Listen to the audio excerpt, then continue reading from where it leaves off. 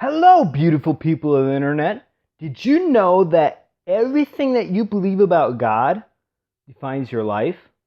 That you actually that if people let for instance, if people believe that their God is a God who kills people all the time and judges them, kills them, and murders them all the time, then guess what? They're going to become like that God. They're actually because people become like what they believe in. Did you know that? So it's very important that we know who God is, right? So I want to tell you a story. I'm going to go back into the Old Testament to a story that is kind of hidden, that we don't really think about, but it tells us something about who our God is. It's pretty awesome. So I'm going to go back, way back, Old Testament. We're going to go to Hosea. Yes, you heard me right, Hosea. Why? Because it is an incredible story if you listen to it correctly. When I first heard somebody preach about this, it really impacted my life. So I want to preach it to you. I want to share it with you. That sound good? So anyway, let's get into the story. One time there was this man named Hosea. Yes, Hosea. And he fell in love with this prostitute. And this prostitute's name was Gomar. And so he actually ended up marrying this prostitute, loved her, and built a house and gave her everything that he could. Now Hosea was a very well-respected man in the village, and everybody looked up to him. But when he married a prostitute, they were like, okay, this guy's slipping a little bit. What's wrong with this dude? But Hosea didn't care because he loved Gomar.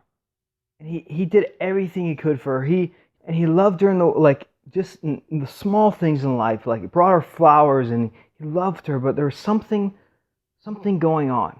See, Gomar still believed she was a prostitute. She didn't believe in her identity as a wife. She didn't know who she was. So every so often Hosea would wake up and Gomar would be nowhere to be found. And Hosea knew he got used to it, to where he knew that Gomar, had probably went out and had a binge, and because she's a prostitute, she does prostituting things. And he knew that, but he still loved her. There's just something inside of him that he loved her. He loved her for who she was. He loved her no matter what. And because he knew she would come back, because his love would always draw her back. And so sure enough, and she would show up again a day later.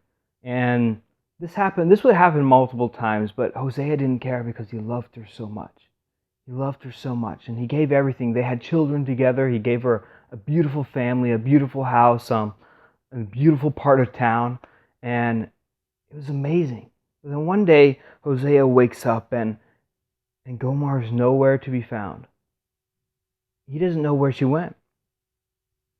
She's just probably on a binge, but a couple of days pass, she still doesn't show up, and this is unusual because usually she shows up right away. So he doesn't really know what to do. He's like, well, I got to go find her. I got to go find my wife because I love her so much.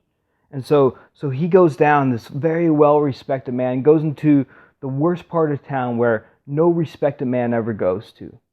But he doesn't care because he's looking for his wife, and he loves her. And he loves her. So he's walking down there, and you can just imagine the people, oh, there's Hosea probably looking for Gomar, prostitute, poor dude. Anyway, sad situation, them two. But he doesn't care what people think about him. He doesn't care what they believe about him. He doesn't care because he's in love. See, love does so much. And so he goes into like the worst part of town, and he has to ask around. This is kind of embarrassing if you think about it. Ask around, have you seen my wife Gomar? And like, no man, sorry dude. And so he keeps going deeper and deeper into this bad part of town, and then finally he gets a lead. And he's like, have you seen my wife Gomar? Yeah, actually, I saw her over there. You better hurry, though. I think they're ready to sell her. And he's so in love with her that he's like, well, I got to get her back. I got to get her back. And so he runs to where they're selling them. And sure enough, there's Gomar standing up there now. If you picture Gomar, she's standing there and she's crushed. And she has her head down, her hands are bound, her feet are bound, and she's on this platform with all these other strangers, and she's crushed. She's crying, she's weeping because she's like, this is the end. This is it. My sin is caught up with me. My prostituting ways are caught up. I'm not worthy. There's no hope. And she's crying because she knows it's the end. This is it. It's going to be sold off to somebody somewhere. She's going to have to prostitute for them. And she doesn't like that. She's like, oh my word, what the heck am I doing? Why? Why? She's crying and she's like, I'm so unworthy. Why? Why did I do this? What the heck? But then she looks up a little bit and there she sees Hosea running toward her. In that moment she gets a twinge of hope.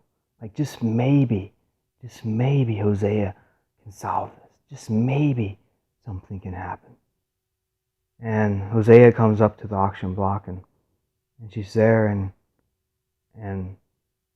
he can't get close to her because, they have guards there like, no, you gotta stay away from these that are auctioned.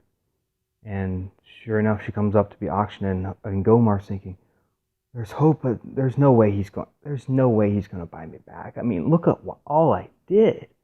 All the wrong I did. Like, there's just no way.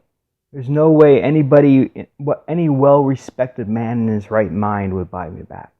There's no way, because look at everything I did. And she kind of, she had hope for a second, but that hope kind of disappears. Like, there's no way he's going to buy me back. He's probably just come here to tell me that this is what I'm worth. This is all that I'm worth. That's probably what it is. But, you know what?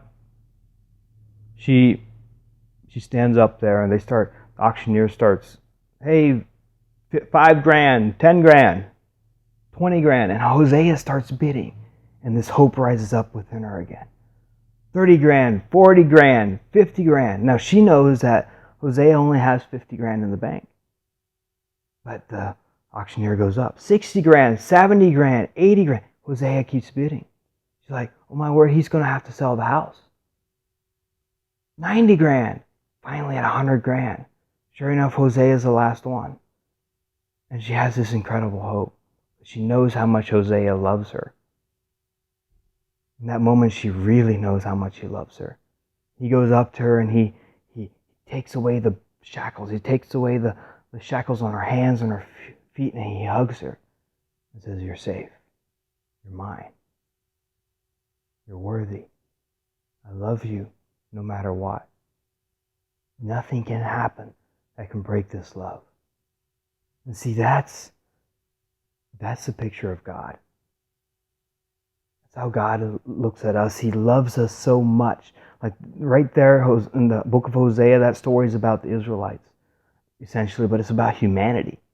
Where the Israelites were prostituting with other gods.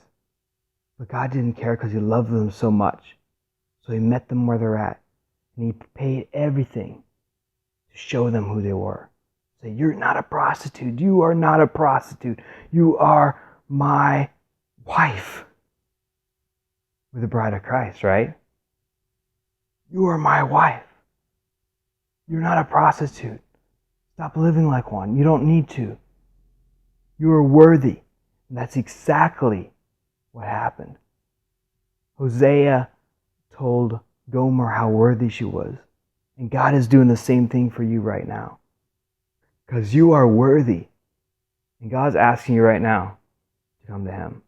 Because you're not a prostitute anymore. What you did in the past doesn't define you. What you did doesn't define you, because what Jesus did is what defines you.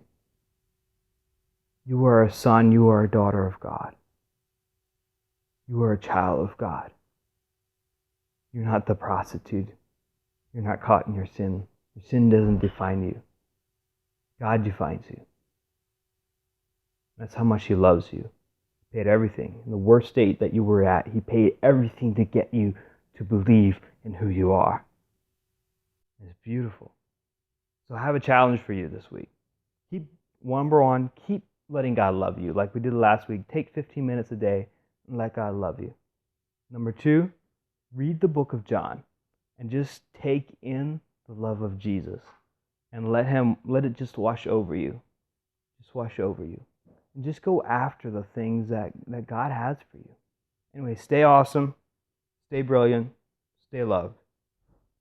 Thanks for watching. If you like this video, please share it with all your friends because I want them to know this message as well. And it's beautiful. Plus, go subscribe to me on YouTube, like my page on Facebook, Son of Royalty, and if you want to get it in your email, sign up below. There's a link below where you can actually sign up for 40 verses that I went through for 3 months. I would thank God for them every morning, and they changed the way I thought, and it was amazing. And I want you to have these verses as well. So go sign up for that below, and we'll see you on the inside. Anyway, my name is Justin Miller, and I approve this message.